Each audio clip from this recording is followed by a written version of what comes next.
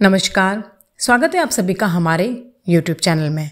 आज के अपने इस वीडियो में हम सभी कार्तिक माह के महात्म्य का 20वां अध्याय करने जा रहे हैं।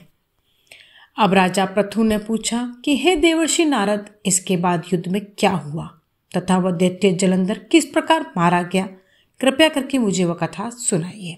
नारद जी बोले, जब गिरिजा वहां से अदृश्य हो गई और गंधर्वी माया भी विलीन हो गई, तब भगवान वृषभध्वज चैतन्य हो गए।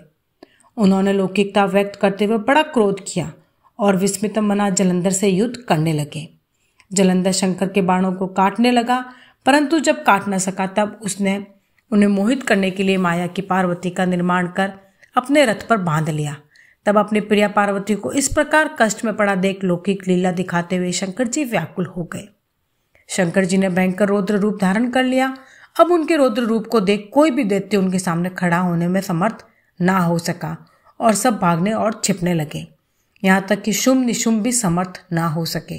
शिव जी ने उन शुंभ निशुंभ को शाप देकर बड़ा धिक्कारा और कहा, तुम दोनों ने मेरा बड़ा अपराध किया है। तुम युद्ध से भागते हो, भागते को मारना पाप है।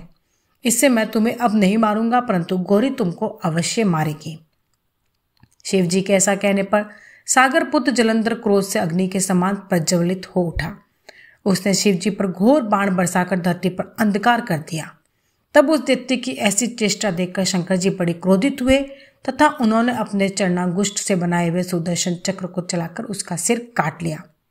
एक प्रचंड शब्द के साथ उसका सिर पृथ्वी पर गिर पड़ा और अंजन पर्वत के सामने उसके शरीर के 2 खंड हो गए। उसके रुधिर से संग्राम भूमि व्याप्त हो गई।